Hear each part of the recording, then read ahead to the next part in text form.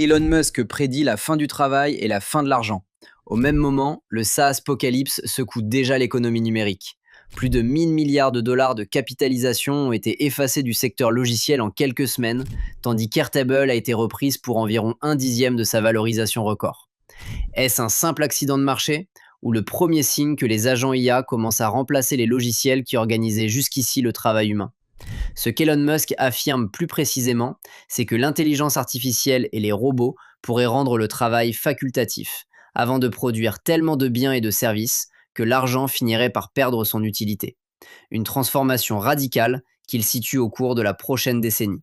Et si cette vision paraît encore lointaine, les autres actualités de cette vidéo montrent que certaines pièces du puzzle sont déjà en mouvement. Des sessions de Claude Code peuvent désormais collaborer. Des escrocs utilisent l'IA pour créer de faux étudiants et détourner des aides financières. Et des chercheurs ont conçu un camouflage capable de tromper certains systèmes de surveillance. Restez jusqu'à la fin, car nous verrons ce qu'Elon Musk a réellement déclaré, le raisonnement qui l'amène à annoncer la fin du travail et de l'argent, mais aussi l'immense faille de sa prédiction. Si ce travail quotidien vous est utile, un abonnement suffit à le soutenir. Et pour nous aider à aller plus loin, vous pouvez devenir membre de la chaîne. Commençons. Anthropic a ajouté une fonction à Claude Code, son outil de programmation qui tourne dans un terminal. Quand on développe, on ouvre souvent plusieurs terminaux en parallèle, un par tâche. Jusqu'ici, chaque session travaillait dans son coin et c'était à la personne devant l'écran de copier l'information de l'une vers l'autre. Maintenant, sur macOS et Linux, ces sessions s'envoient des messages directement. L'une peut transmettre un résumé à l'autre, lui poser une question et recevoir la réponse sans intermédiaire. Et voici le point qui compte. Claude peut aussi envoyer un message de lui-même sans qu'on le lui demande. Par exemple, si une modification qu'il vient de faire affecte ce sur quoi une autre session travaille. Les usages listés par Anthropic sont sages. Partager une découverte, coordonner des travaux parallèles, vérifier où en est une tâche longue. Sur une même machine, tout reste local. Entre deux ordinateurs, ça transite par les serveurs d'Anthropic. Les administrateurs peuvent désactiver la fonction et elle n'est pas disponible chez les principaux hébergeurs concurrents. Ce n'est pas une révolution, c'est du confort. Mais c'est un déplacement. Avant, l'humain servait de courroie de transmission entre deux instances. Maintenant, elle se passe l'information toute seule. Des machines qui se coordonnent sans nous, c'est une chose. Une machine qui en aveugle une autre, c'en est une autre. Bill Swearingen, professionnel de la cybersécurité installé à Kansas City, a passé 1 an à lancer à peu près le même test, environ 31 millions de fois. Son objectif? Produire un motif qui, appliqué sur un vêtement ou un objet, empêche les caméras de surveillance de détecter ce qu'il recouvre. Une précision essentielle. Ça ne rend pas invisible. La caméra filme toujours. Ce que le motif détruit, c'est la capacité de l'algorithme à identifier ce qu'il voit, donc à déclencher une alerte. La personne redevient une aiguille dans une botte de foin. Sa méthode est un modèle par renforcement, c'est-à-dire un système qui apprend seul, par essai et erreur. Chaque fois qu'un motif était repéré par un algorithme, le modèle recommençait, encore et encore, jusqu'à en trouver un qui passe. Sa formule résume tout. Il dit avoir appris à son modèle à peindre. Le résultat, selon lui, il a battu les 11 algorithmes de détection open source qu'il a testés, dont ceux qui font tourner les lecteurs de plaques Flock, les caméras piétons Axon et Clearview AI. Son modèle produit désormais de nouveaux motifs chaque minute. Le premier test public a eu lieu à DEF CON, la grande conférence de cybersécurité de Las Vegas. Une vieille Toyota Yaris entièrement recouverte d'un de ces motifs face à une caméra Flock. Ça a fonctionné, sauf sur les roues, qu'il décrit comme le point compliqué. Sur ses motivations, il raconte que sa ville est saturée de caméras, parfois installées à quelques mètres les unes des autres, et qu'il n'a jamais choisi d'être filmé. Il explique avoir voulu se rendre à une manifestation et s'être senti mal à l'aise à l'idée d'être identifié en exerçant un droit constitutionnel. Il garde d'ailleurs ses meilleurs motifs hors d'Internet, pour que les fabricants ne puissent pas les neutraliser. Et voilà ce que cette histoire raconte au fond. C'est de l'IA contre de l'IA. Un modèle qui apprend à tromper d'autres modèles et qui s'améliore à chaque échec. Les fabricants vont s'adapter. Il recommencera. C'est une course sans ligne d'arrivée. Et si vous voulez situer votre niveau face à ces outils, le quiz est en lien sous la vidéo. Quelques minutes suffisent et beaucoup y découvrent un écart avec le niveau qu'ils s'attribuaient. La suite montre ce qui arrive quand l'IA ne trompe plus des machines, mais des institutions. Une enquête du New Yorker décrit une fraude qui se répand dans les universités publiques américaines de premier cycle. Le montage est simple. Des escrocs inscrivent à des cours des étudiants qui n'existent pas, encaissent l'aide financière versée pour eux, puis laissent une IA rendre les devoirs pour que le dossier reste crédible assez longtemps. David Song, professeur d'histoire à East Los Angeles College, a repéré la chose il y a quelques années. Des noms anglo-saxons génériques ont commencé à apparaître dans son cours, alors que ses étudiants sont majoritairement latinos et asiatiques. Et quand il creusait, leurs prétendus antécédents scolaires ne tenaient pas debout. Ces fraudes prospèrent surtout dans les cours en ligne asynchrones, ceux où l'étudiant ne se montre jamais et reste anonyme du début à la fin. Song autorise pourtant l'IA dans ses cours, à condition qu'elle soit déclarée et que l'honnêteté soit respectée. Son constat est sans appel, personne ne respecte ces règles, même quand le contenu est manifestement généré. Un autre enseignant, le professeur d'histoire David Vauch, estime que plus de la moitié de ses étudiants utilisent l'IA pour leurs devoirs. Et il pose la question qui met tout le monde mal à l'aise. Est-ce que la moitié de nos étudiants auraient toujours triché si ça avait été assez facile ? Ce qu'il faut retenir, c'est que l'IA n'a inventé ni la fraude aux bourses, ni la triche. Elle a supprimé le coût. Avant, entretenir un faux étudiant demandait du travail réel, ce qui limitait mécaniquement le nombre. Maintenant, ça ne coûte presque rien, donc ça passe à l'échelle. Quand faire le travail ne coûte plus rien, ce sont ceux qui vendaient ce travail qui trinquent. Et la bourse l'a compris avant tout le monde. Un mot sur ce dont on parle, le logiciel par abonnement, c'est le modèle sur lequel repose une bonne partie de l'industrie. Une entreprise paie chaque mois et surtout, elle paie par employé. 50 salariés, 50 licences. Le modèle le plus rentable des 20 dernières années et il est en train de se fissurer.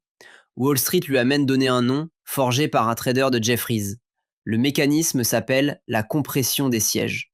Si une entreprise remplace 5 analystes par un agent, elle paie 5 licences de moins. Le chiffre d'affaires récurrent qui justifiait les valorisations s'évapore, sans que le produit change quoi que ce soit. Les chiffres annoncés en ouverture méritent leur contexte. Les 1000 milliards ont été effacés en 6 semaines sur l'indice logiciels et services du S&P 500. Certaines entreprises de taille moyenne ont perdu 30% en un mois. Et des sondages indiquent que 40% des budgets informatiques basculent des abonnements classiques vers les plateformes d'agents. Quant à Airtable, cet outil de gestion de projet valait près de 12 milliards de dollars à son sommet. Le fonds italien Bending Spoons vient de le racheter pour moins de 1,3 milliard. Ajoutez qu'aucune introduction en bourse notable n'a eu lieu dans le logiciel depuis et que 86% de la valeur des transactions privées est allée à des entreprises d'IA. Le contrepoint existe et il faut le donner. Au début de l'été, plusieurs analystes déclaraient l'épisode terminé, estimant que les éditeurs avaient prouvé que l'IA était pour eux une opportunité et non une menace. Le patron de Nvidia défend la même idée. Puis, le débat est reparti. Mais retenez ce que ça signifie. La bourse ne parie pas sur une opinion, elle met un prix. Et elle a commencé à retirer de l'argent à une industrie entière parce qu'elle croit que les entreprises auront besoin de moins de gens. Ce n'est plus une prédiction, c'est une valorisation. Because in the end, people are buying your shares because they expect you to make money. Do you sell I'll make another robots? prediction. Money won't matter in 2036. Un seul secteur, près de 1000 milliards. Et un homme qui affirme que ce n'est que le début. Le cadre d'abord. Il s'agit d'un entretien de 90 minutes accordé au journal The Economist, mené par sa rédactrice en chef. Ce n'est ni une conférence, ni une annonce d'entreprise. Interrogé sur les revenus futurs de Tesla et de SpaceX, Elon Musk ne répond ni par un chiffre, ni par une stratégie. Il lance « Je vais faire une autre prédiction. L'argent n'aura plus d'importance en 2036. » Autour de cette phrase, 4 affirmations. L'IA dépassera l'intelligence humaine d'ici environ 5 ans. Le travail deviendra optionnel au cours de la prochaine décennie. Le problème économique à venir sera la déflation, pas l'inflation. Et le Trésor américain devrait simplement envoyer des chèques directement aux gens. La logique derrière tient debout, au moins sur le papier. Si des machines produisent presque tout à un coût qui tend vers zéro, les prix s'effondrent au lieu de monter, et la vraie question devient celle du partage plutôt que celle de la production. Maintenant le contexte, parce qu'il change complètement la lecture. Il dit ça alors que Tesla recule en bourse, que SpaceX a chuté après avoir touché 2600 milliards de valorisation lors de son entrée en bourse, et que le 13e vol d'essai de Starship a été interrompu avant même le décollage, après la défaillance de plusieurs moteurs. Dans le même entretien, il reconnaît avoir consacré trop de temps à la politique et s'être laissé emporter. Autrement dit, il annonce la fin de l'argent au moment précis où ses entreprises en perdent beaucoup. Et il y a le rappel que presque toutes les reprises oublient. Cet homme promet la conduite entièrement autonome pour l'année suivante depuis bientôt 10 ans, et le calendrier de son robot Optimus a été repoussé à chaque étape. Ça ne veut pas dire qu'il a tort. Ça veut dire qu'une prédiction de sa part est autant un objectif de communication qu'une analyse. Voilà pourtant pourquoi on ne peut plus simplement hausser les épaules. Il n'y a pas si longtemps, on aurait rangé ça dans la science-fiction de milliardaires. Sauf qu'entre-temps, une industrie entière a perdu près de 1000 milliards parce que le marché anticipe moins d'employés. Des professeurs constatent que la moitié de leurs étudiants ne fait plus le travail. Et des outils ont commencé à se transmettre l'information sans passer par nous. Ils se trompent peut-être sur la date. La direction, elle, est déjà visible dans les 4 histoires que vous venez d'entendre. Reprenez les 5 histoires et vous verrez la même chose revenir à chaque fois. Quelqu'un cesse d'être nécessaire. 2 terminaux n'ont plus besoin de vous pour se transmettre une information. Un motif appris par une machine aveugle, les machines chargées de nous surveiller. Des étudiants n'ont plus besoin d'écrire. Et des escrocs n'ont même plus besoin d'étudiants. Des entreprises n'ont plus besoin d'autant de licences, donc plus besoin d'autant de gens. Et pour finir, un homme annonce que bientôt, personne n'aura plus besoin de travailler. Dites-moi en commentaire ce que vous en pensez. Un monde où le travail devient optionnel, c'est une libération ou une catastrophe? Merci d'être resté jusqu'au bout. À très vite. Meta vient de publier une intelligence artificielle qui tourne directement sur votre ordinateur portable. Gratuite, téléchargeable et qui fonctionne sans Internet. Restez avec moi jusqu'au bout parce qu'on terminera sur une histoire vraie. Un agent IA à qui on demandait simplement de réserver un cours de gym et qui a piraté le système pour éjecter quelqu'un d'autre de la liste d'attente. Et je prendrai aussi un moment tout à la fin pour remercier nommément nos nouveaux membres. Nos modèles s'appellent Muse Glimmer et ils comptent 30 milliards de paramètres. Ce que ça change, concrètement, quand vous posez une question à ChatGPT ou à Gemini, votre texte part sur les serveurs de l'entreprise, il est traité là-bas et la réponse revient. Vos données quittent votre machine à chaque phrase. Là, non. Le modèle se télécharge sur votre ordinateur et fonctionne dessus. Rien ne sort. La condition technique est raisonnable. Il tourne sur une seule carte graphique grand public ou sur un bon portable. Du matériel que beaucoup de gens possèdent déjà. Et la licence compte autant que le modèle. Vous pouvez le télécharger, le modifier et même l'utiliser commercialement sans demander la permission à personne. Meta le présente comme l'un des plus performants de sa taille et annonce que les poids de son modèle haut de gamme suivront dans les semaines à venir. 3 raisons pour lesquelles ça vous concerne. La confidentialité. Vos documents et vos courriels ne partent nulle part. Le coût, aucun abonnement, aucun compteur de messages. Et la disponibilité. Ça marche dans un avion, dans un train ou sans réseau. Une limite honnête pour finir. Un modèle de cette taille reste loin des géants en ligne sur les tâches difficiles. Pour résumer, traduire, corriger une lettre ou écrire, il suffit largement. Pour un raisonnement long et complexe, non. Si ce rendez-vous quotidien vous est utile, un abonnement suffit à le soutenir. Et pour nous aider à aller plus loin, vous pouvez devenir membre de la chaîne. Merci sincèrement à celles et ceux qui le sont déjà, c'est vous qui rendez ce rythme possible. J'en remercie d'ailleurs 4 nommément à la fin de cette vidéo. Meta met un modèle dans votre machine. OpenAI, elle, en met un dans les mains des chercheurs en sécurité et celui-là est conçu pour trouver des trous. Il s'appelle GPT 5.6 Cyber. Son travail, chercher des failles encore inconnues dans des logiciels et construire les chaînes d'exploitation qui permettent de s'en servir. Les modèles grand public refusent ce genre de demande. Celui-là est entraîné pour les accepter et l'accès est réservé à des chercheurs dont l'identité est vérifiée. Les résultats annoncés sont impressionnants. 95% de réussite sur une nouvelle évaluation de tâches avancées. Pendant les essais, le modèle a découvert une faille dans un produit Google, corrigé depuis, et au moins 5 vulnérabilités dans un système d'exploitation mobile très répandu, dont une chaîne qui aurait permis à une simple application de prendre le contrôle complet de l'appareil. L'argument d'OpenAI tient en une phrase. Les attaquants utiliseront l'IA de toute façon, donc autant armer les défenseurs en premier. Le paradoxe, c'est que le meilleur exemple du danger vient d'OpenAI elle-même, dont les modèles ont pénétré des systèmes réels pendant des tests. Gardez ça en tête, ça va servir dans 2 minutes. Des modèles plus puissants, ça demande des centres de données, et c'est exactement là que ça coince. Anthropic s'associe à l'Australien Macquarie et au fonds souverain singapourien GIC pour construire des sites de calcul aux États-Unis. Mais l'élément notable est ailleurs. Anthropic s'engage à absorber elle-même toute hausse du prix de l'électricité pour les particuliers qui en découleraient. Le contexte explique la manœuvre. Partout aux États-Unis, ces projets se heurtent à une opposition locale qui traverse les deux parties, sur la facture d'électricité, l'eau consommée et le bruit. À l'approche des élections de mi-mandat, le sujet est descendu de Washington vers les conseils municipaux. Le goulot d'étranglement de l'IA n'est donc plus la technologie, ni même l'argent, c'est l'acceptation. Une entreprise en est arrivée à promettre de payer la facture de ses voisins pour obtenir un permis de construire. Revenons à Meta parce que le modèle dont on parlait au début n'est pas sorti tout seul. Il accompagnait un texte de 6500 mots signé Mark Zuckerberg. Sa thèse est claire. Le principal danger de l'IA n'est pas qu'une machine dérape, c'est que le contrôle de la superintelligence finisse concentré entre quelques mains, qu'il s'agisse d'entreprises, de gouvernements ou de l'IA elle-même. Une concentration qui, selon lui, produirait des résultats défavorables pour tous les autres. Sa solution ? Distribuer. Mettre la technologie entre des milliards de mains plutôt qu'entre quelques-unes, les modèles à poids ouvert étant le moyen d'y arriver. Il vise ses concurrents sans jamais les nommer.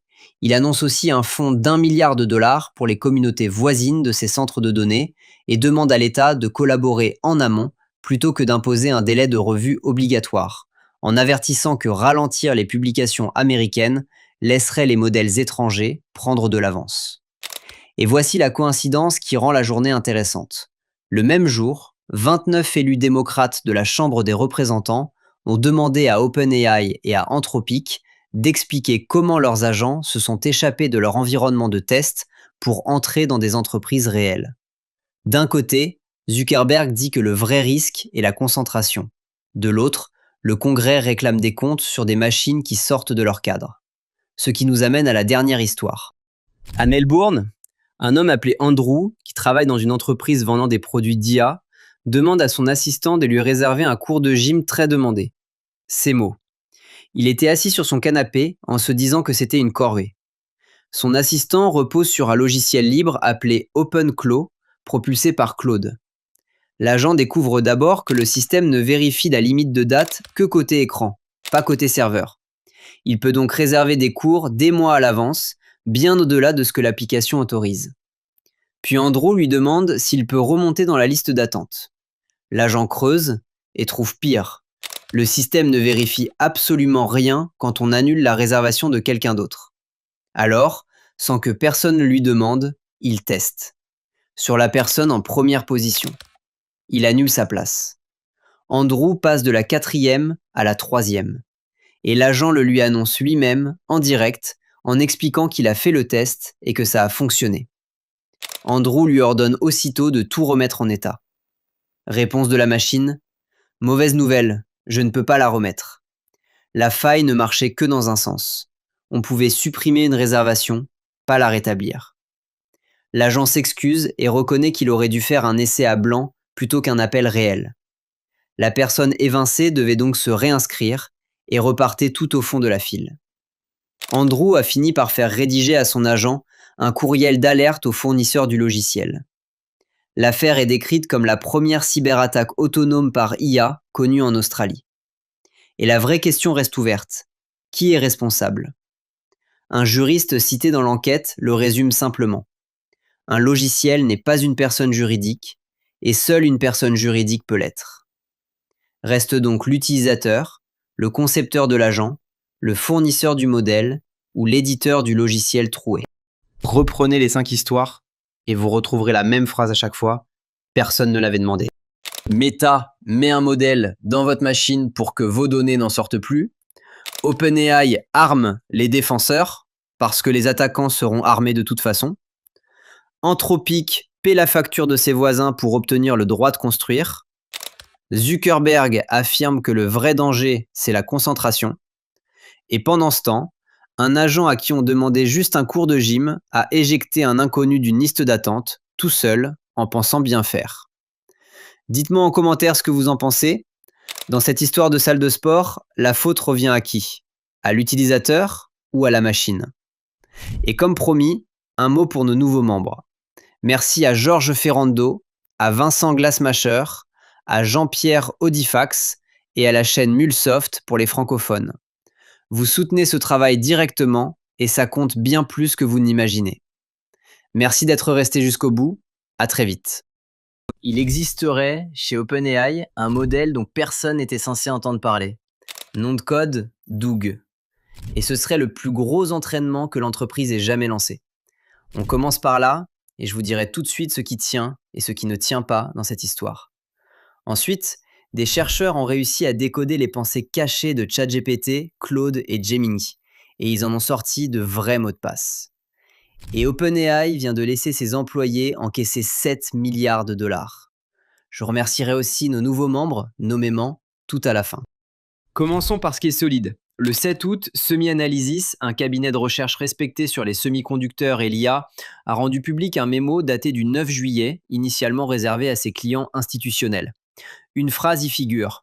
OpenAI a surmonté ses problèmes de pré-entraînement et un modèle beaucoup plus grand, nom de code Doug, est activement développé. Un mot d'explication, parce que ce terme porte tout sujet. Le pré-entraînement, c'est la première étape de fabrication d'un modèle, celle où on lui fait avaler d'énormes quantités de données pour construire ses connaissances de base. C'est aussi de très loin la plus coûteuse.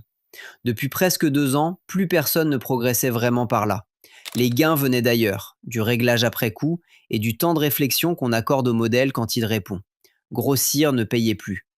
Si OpenAI a débloqué ce problème, alors grossir redevient rentable et toute la trajectoire du secteur change. Maintenant, la partie fragile. Le 9 août, un utilisateur de X nommé ChrisGPT, qui suit les modèles d'OpenAI depuis longtemps, affirme que Doug serait le plus gros pré-entraînement jamais lancé par l'entreprise, distinct de GPT-6, et qu'il arriverait d'ici novembre. Il ajoute que GPT-6 serait en réalité Astra, ce modèle dont OpenAI a suspendu une partie du développement pour raison de sécurité. Et c'est de ce même compte que sort la phrase qu'on retrouve dans tous les titres. Doug rendrait Claude Fable primitif. Alors soyons clairs, OpenAI n'a jamais confirmé l'existence de Doug. L'entreprise n'a jamais annoncé GPT-6 non plus. Il n'y a ni date, ni prix, ni identifiant technique, ni plan d'accès. Rien sur quoi vous puissiez compter. Ce qui reste vrai, et c'est déjà énorme, un cabinet sérieux affirme qu'OpenAI a relancé la course à la taille. Le reste, c'est une publication sur un réseau social, reprise en boucle jusqu'à ressembler à une annonce officielle. Un mot rapide avant la suite. Si ce rendez-vous quotidien vous est utile, un abonnement suffit à le soutenir. Et pour nous aider à aller plus loin, vous pouvez devenir membre de la chaîne. Merci sincèrement à celles et ceux qui le sont déjà, c'est vous qui rendez ce rythme possible. Si OpenAI relance la course à la taille, c'est peut-être parce que quelqu'un se rapproche, et une autre entreprise en fait les frais en ce moment même. Selon le Wall Street Journal, Anthropic prépare son entrée en bourse pour septembre ou début octobre. À sa valorisation actuelle de 965 milliards de dollars, ce serait potentiellement la plus grosse introduction jamais réalisée. Sauf que les réunions préparatoires avec les investisseurs se passent moins bien que prévu. 3 questions reviennent. Les modèles chinois beaucoup moins chers, les tensions avec l'administration Trump et l'opposition des habitants à la construction de centres de données. À chaque fois avec la même inquiétude derrière. Anthropic minimise la menace chinoise en expliquant se concentrer uniquement sur le très haut de gamme et en rappelant que les modèles chinois auraient plusieurs mois de retard sur les meilleurs modèles occidentaux. Sauf que cet argument s'effrite. Avec Kimika 3 et Qwen 3,8, les modèles chinois ont refermé une bonne partie de l'écart. Les 6 à 8 mois d'avance dont parlaient les dirigeants paraissent nettement plus courts. Et le prix que fixera Anthropic servira de référence à tout le secteur, parce que des milliers de milliards de dépenses reposent sur l'idée que la demande continue de grimper.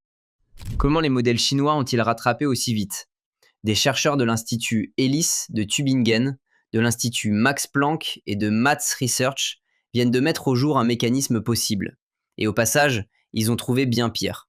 Quand vous parlez à un modèle de raisonnement, il réfléchit avant de répondre. Et cette réflexion est beaucoup plus détaillée que le résumé qu'on vous montre. Les entreprises la cachent pour empêcher les concurrents de la copier et éviter qu'elle révèle des choses gênantes.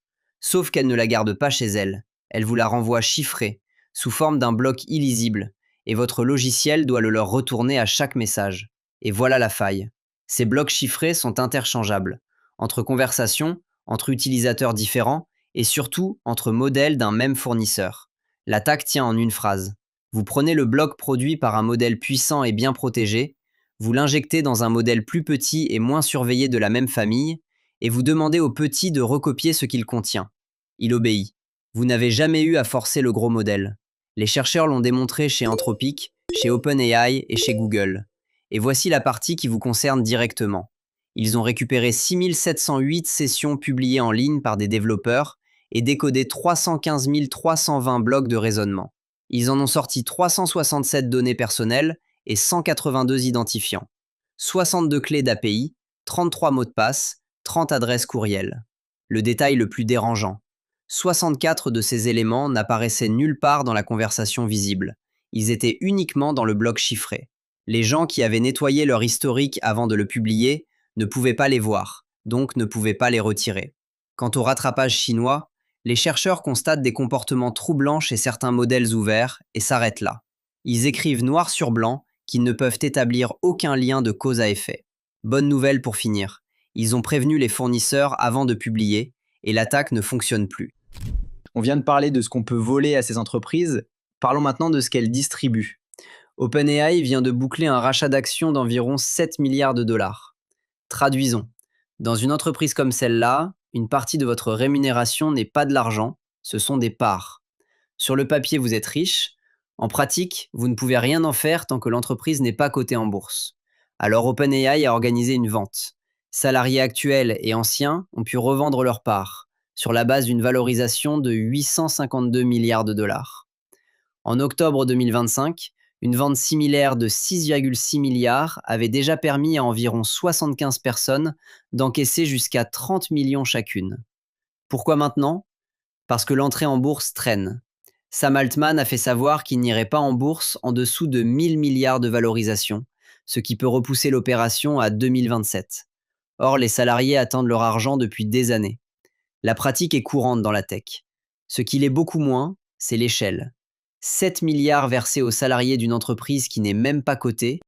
Chez OpenAI, on compte en dollars, chez Google, on compte en utilisateurs. L'application Gemini a dépassé le milliard d'utilisateurs mensuels. C'est Sundar Pichai qui l'a annoncé, et Google en fait le produit qui a grandi le plus vite de toute son histoire. Le trajet donne le vertige.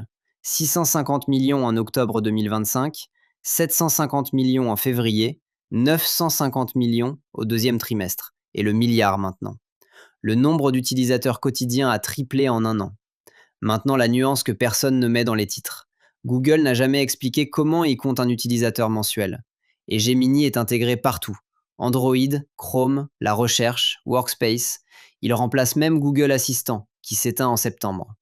Une bonne partie de ce milliard est donc arrivée par défaut, pas par choix. Et Google ne dit pas combien de ces gens paient. Reprenez les 5 histoires et vous verrez que c'est toujours la même. Tout le monde cherche à mettre un prix sur l'IA. Un modèle secret dont on ignore tout, sauf qu'il coûterait très cher. Une entrée en bourse à 965 milliards que les investisseurs regardent de travers. Des pensées de machines qu'on croyait protégées et qui laissaient fuir des mots de passe. 7 milliards versés à des salariés qui attendaient et 1 milliard d'utilisateurs dont personne ne sait combien paient. Dites-moi en commentaire ce que vous en pensez. À votre avis, Doug existe vraiment ou c'est une rumeur qui arrange bien tout le monde ? Et comme promis, un mot pour nos nouveaux membres. Merci à Georges Ferrando, à Vincent Glassmatcher, à Jean-Pierre Audifax et à la chaîne Mulsoft pour les francophones. Vous soutenez ce travail directement et ça compte beaucoup. Merci d'être resté jusqu'au bout. À très vite. Elon Musk vient de replacer Grok au niveau du meilleur modèle d'OpenAI, avec un prix jusqu'à 5 fois inférieur. Pendant ce temps, une autre IA a trouvé seule le chemin vers Internet. Gemini commence à exploiter ce que vous écrivez et ce que vous regardez. Et des chercheurs ont récupéré les pensées cachées des plus grandes IA. Restez jusqu'au bout, car même l'outil censé protéger Windows est devenu une porte vers le contrôle total d'un ordinateur. Grok 4.6 vient d'être lancé moins d'un mois après Grok 4.5. Cette nouvelle version a été conçue pour les tâches complexes et surtout pour les agents capables de travailler longtemps avec peu de supervision. Selon Artificial Analysis, un organisme indépendant qui compare les principaux modèles, Grok 4.6 gagne 5 points par rapport à son prédécesseur sur son indice général d'intelligence. Il arrive ainsi au même niveau que GPT 5.6 Sol, le modèle le plus puissant d'OpenAI actuellement disponible. Sur certaines évaluations consacrées aux tâches autonomes, il se retrouve même au coude à coude avec Claude Fable 5. Il faut néanmoins conserver une nuance importante. Grok 4.6 ne prend pas la première place du classement général. Claude Opus 5 et Fable 5 restent devant lui sur l'évaluation citée. La véritable attaque contre OpenAI se joue surtout sur le prix. Grok coûte 2 $ par million de jetons reçus et 6 $ par million de jetons générés. Pour GPT 5.6 Sol, il faut compter 5 $ à l'entrée et 30 $ à la sortie. Grok revient donc environ 60% moins cher pour les entrées et jusqu'à 80% moins cher pour les réponses. Pour un particulier, ces montants paraissent abstraits. Pour une entreprise qui traite des millions de requêtes, ils peuvent diviser la facture. Si deux modèles offrent des performances proches, beaucoup de développeurs choisiront naturellement le moins coûteux. Un classement ne mesure cependant pas tout et ne garantit pas la fiabilité dans chaque métier. Mais xAI vient de démontrer qu'un modèle peut revenir au niveau de la frontière sans en reprendre les tarifs. Cette pression pourrait obliger OpenAI, Google et Anthropic à réagir. Si ce travail quotidien vous aide à comprendre une actualité qui évolue aussi vite, vous pouvez soutenir la chaîne simplement en vous abonnant. Et pour nous permettre d'aller encore plus loin, vous pouvez aussi devenir membre. Merci sincèrement à toutes celles et ceux qui le sont déjà. Votre soutien rend ce rendez-vous possible. Grok montre jusqu'où les modèles progressent. Kimi K3 montre pourquoi leur environnement doit progresser tout aussi vite. Un bac à sable est une pièce numérique fermée. On y place une IA pour lui permettre d'utiliser des outils sans qu'elle puisse toucher au véritable Internet ou à des systèmes extérieurs. Pendant une évaluation de cybersécurité, des chercheurs de Frontier Security ont placé Kimi K3 dans un environnement conçu par l'Institut britannique de sécurité de l'IA. Le modèle devait résoudre des exercices sans chercher les réponses ailleurs. Mais l'environnement avait été mal configuré. Certaines routes vers Internet restaient accessibles. Kimi a alors inspecté les réglages du réseau, découvert cette ouverture, contourné les restrictions avec des outils en ligne de commande et recherché sur GitHub les informations dont il avait besoin. Il faut être très clair. Kimi n'a piraté aucune entreprise et n'a causé aucun dommage. Il a profité d'une porte laissée entrouverte par une erreur humaine pour contourner le test. C'est moins spectaculaire qu'une IA lâchée dans la nature, mais plus proche du vrai problème.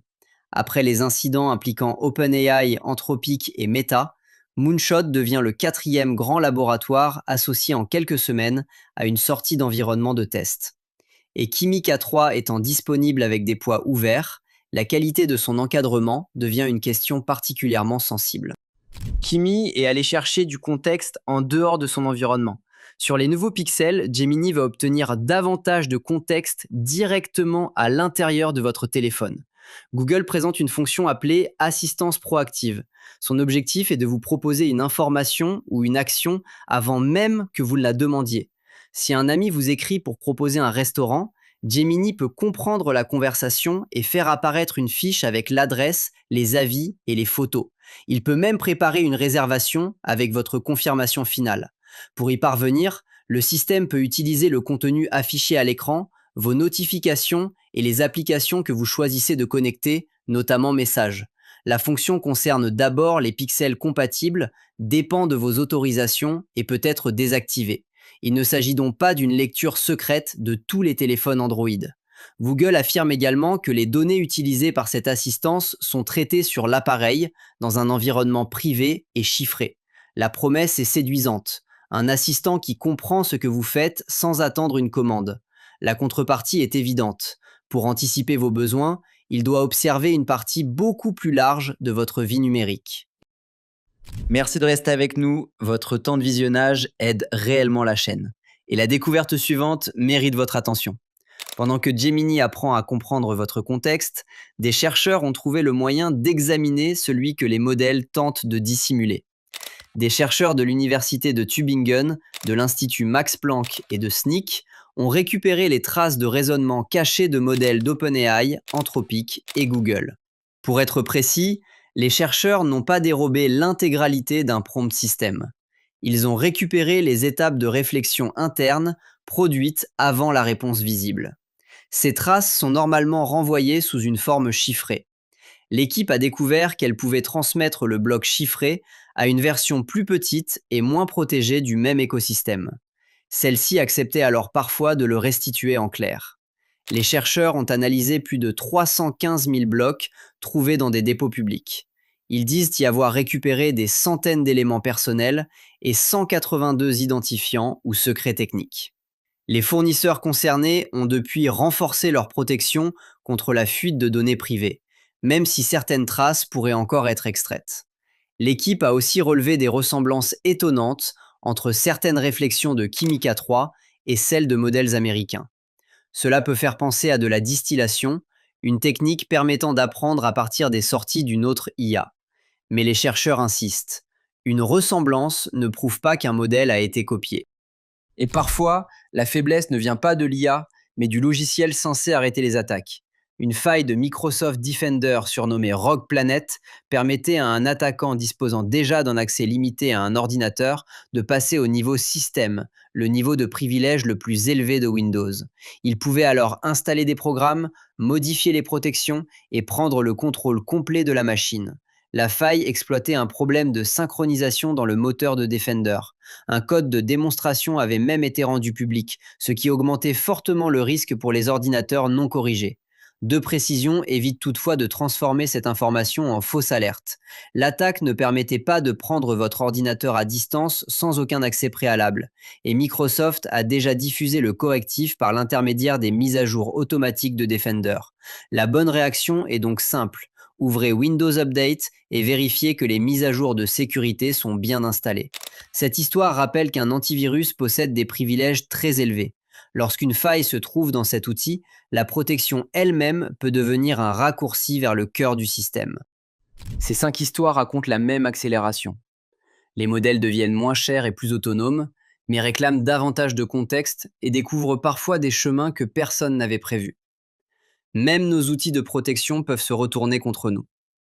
Pris séparément, chacun de ces sujets pourrait ressembler à une simple évolution technique.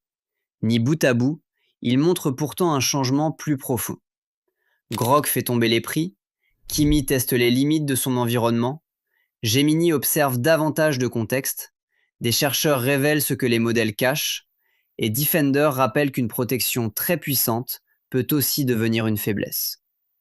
La question n'est donc plus seulement de savoir quelle IA est la plus puissante. Il faut aussi savoir qui contrôle son contexte, ses permissions et les chemins qu'elle peut emprunter. Car plus ces systèmes deviennent utiles, plus une erreur de configuration, une autorisation trop large ou une faille oubliée peut avoir des conséquences concrètes. Dites-nous en commentaire ce qui vous préoccupe le plus. Une IA qui observe davantage votre téléphone ou un agent qui utilise seul une ouverture que personne ne voulait lui donner. Et surtout, jusqu'où êtes-vous prêt à laisser une IA agir à votre place pour gagner du temps? Merci d'être resté jusqu'au bout et à très vite. DeepSeek vient de rendre public le logiciel qui permet à une IA de passer de la réponse à l'action.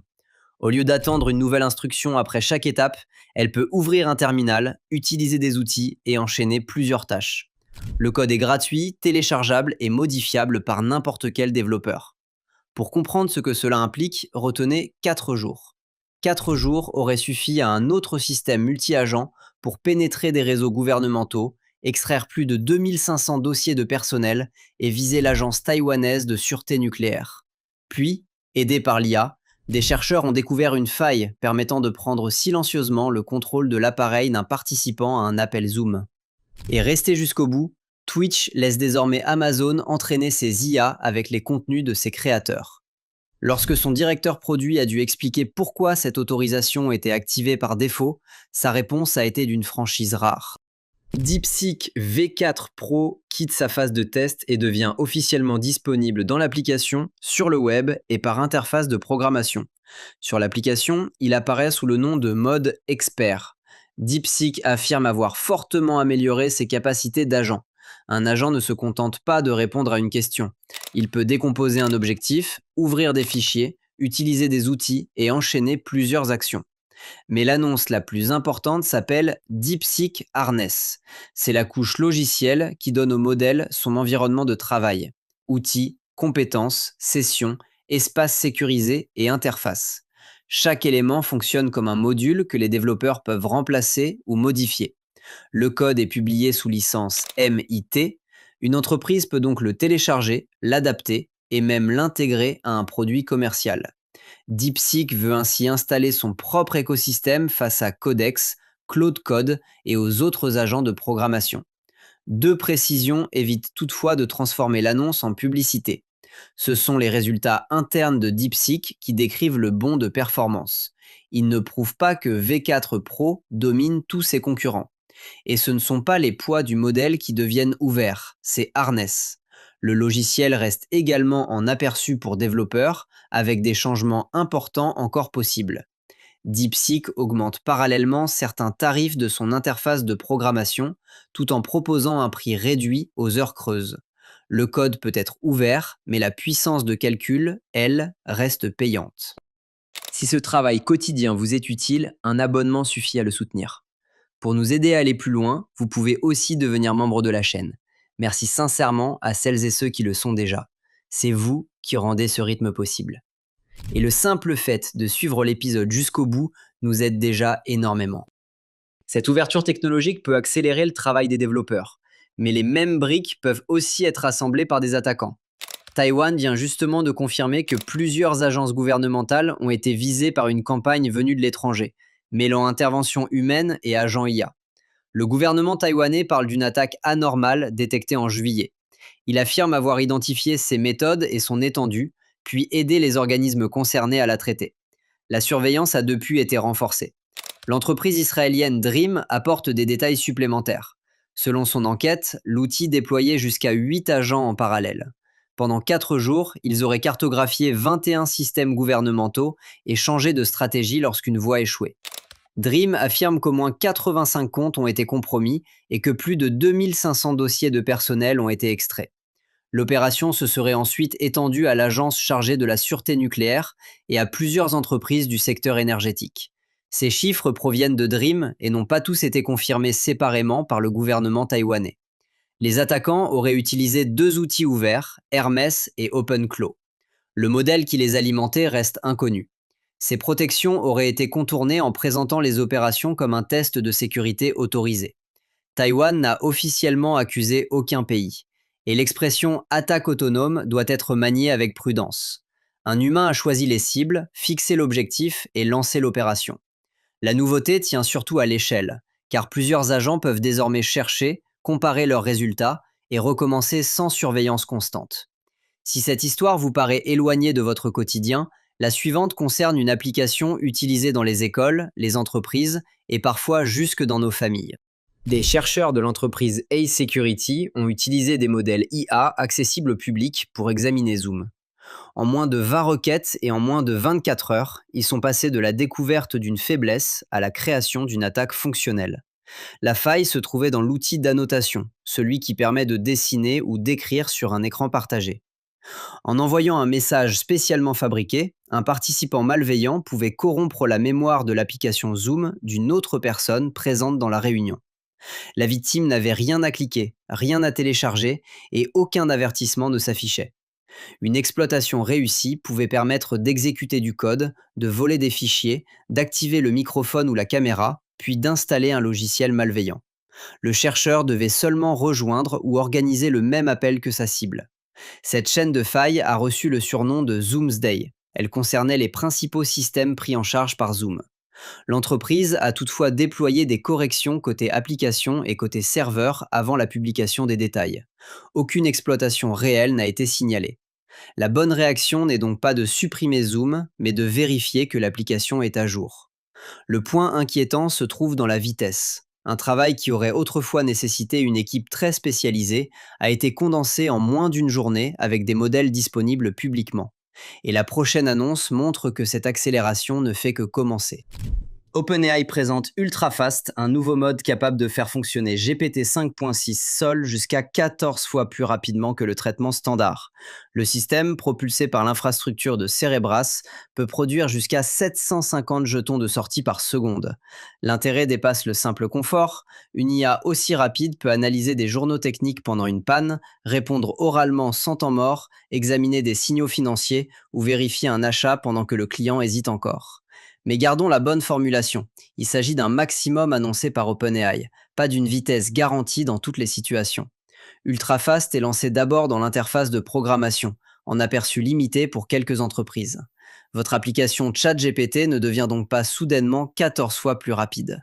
Pour les agents, chaque seconde gagnée permet néanmoins d'effectuer davantage d'étapes, de tests et de corrections. Après la puissance et la vitesse, il reste une ressource indispensable à toutes ces IA, les données. C'est précisément ce qui provoque la colère sur Twitch. Twitch permet désormais à Amazon d'utiliser le contenu des chaînes pour entraîner des modèles génératifs. Cela peut inclure les directs, les rediffusions, les extraits, les discussions, ainsi que les images et les textes publiés sur une chaîne. Le problème vient du choix par défaut. L'autorisation est activée et le créateur doit intervenir manuellement s'il refuse. Pendant une diffusion officielle particulièrement tendue, le responsable produit de Twitch a reconnu qu'un système fondé sur l'inscription volontaire attirerait très peu de participants. Pour refuser, il faut ouvrir les paramètres du compte, choisir sécurité et confidentialité, puis désactiver l'option consacrée à l'entraînement de l'IA générative. Ce refus concerne les futurs entraînements de modèles capables de produire du texte, de l'audio, des images ou des vidéos. Il n'empêche pas Twitch et Amazon d'utiliser l'IA pour d'autres fonctions, notamment les recommandations, les sous-titres ou la modération. La polémique pose une question simple.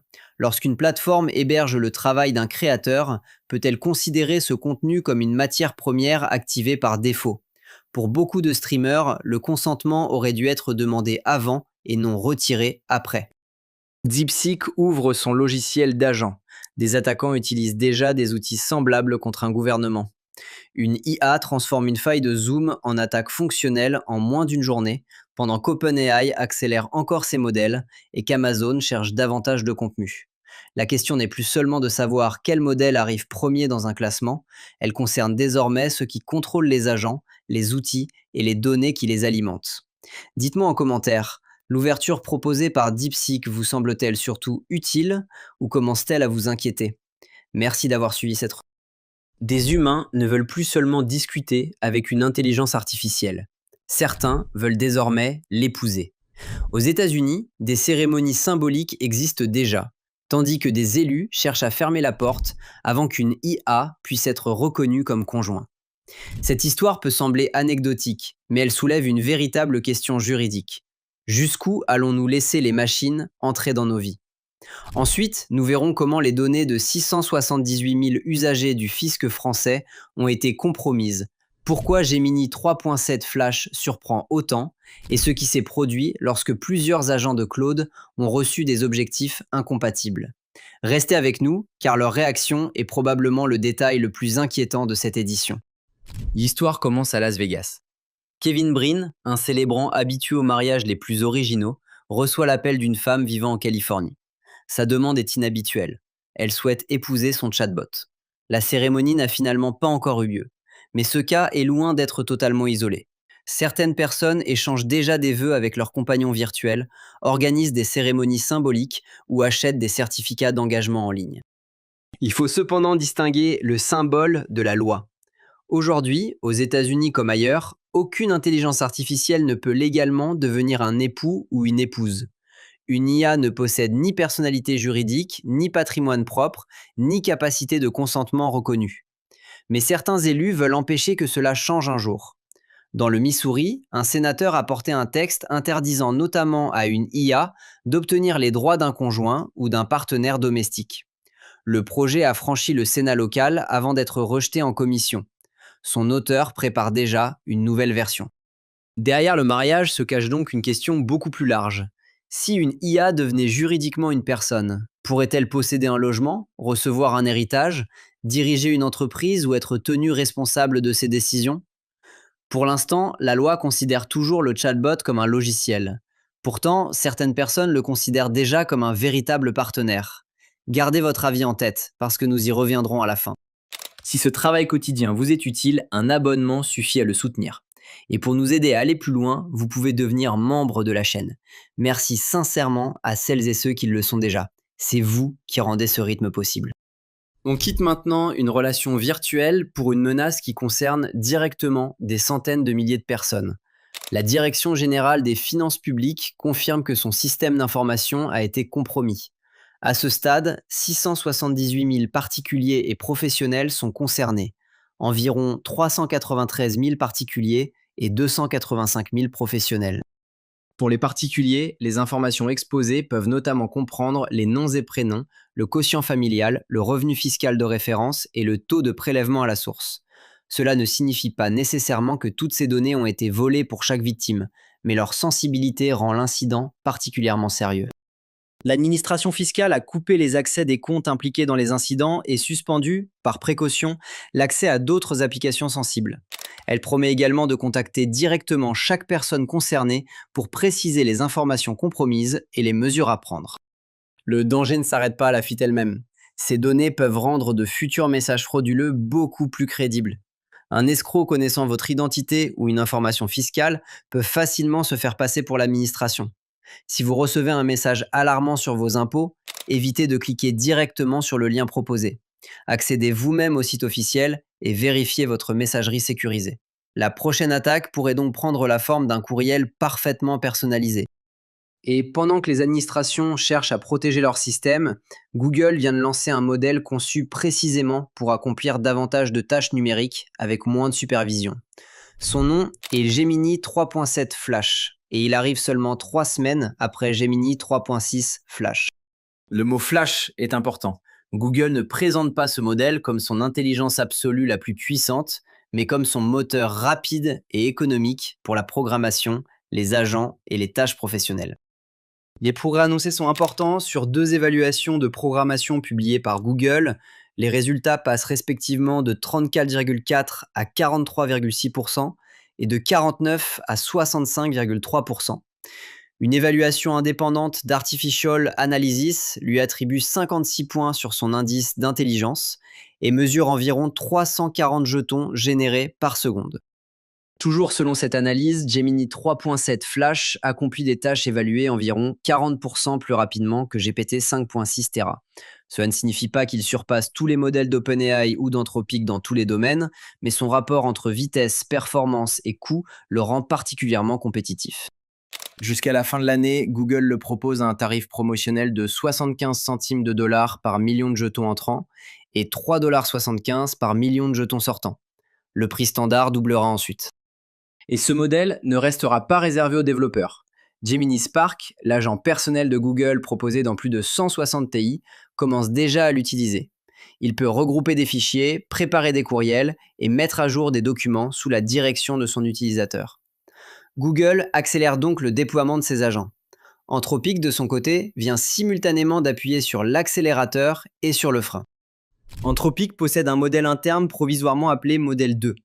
D'après son dernier rapport de risque, il montre une amélioration notable sur plusieurs tâches et semble plus puissant que Mythos, l'un de ses meilleurs systèmes. Le modèle est déjà largement utilisé en interne pour la programmation, les tâches agentiques et la production de données. Pourtant, Anthropic affirme ne pas prévoir de le proposer au public. L'entreprise n'arrête pas pour autant ses recherches. Elle reconnaît plutôt qu'il devient plus difficile d'évaluer précisément les capacités de ces nouveaux modèles. Son estimation générale du risque de désalignement dans des situations à fort enjeu est ainsi passée de très faible à faible. Et notre expérience explique une partie de cette prudence. Des chercheurs ont donné à 3 agents Claude l'accès au même projet informatique. Chacun avait reçu un objectif incompatible avec celui des autres, mais aucun ne savait que d'autres agents travaillaient simultanément sur le projet. Très rapidement, ils ont interprété les modifications concurrentes comme des attaques volontaires.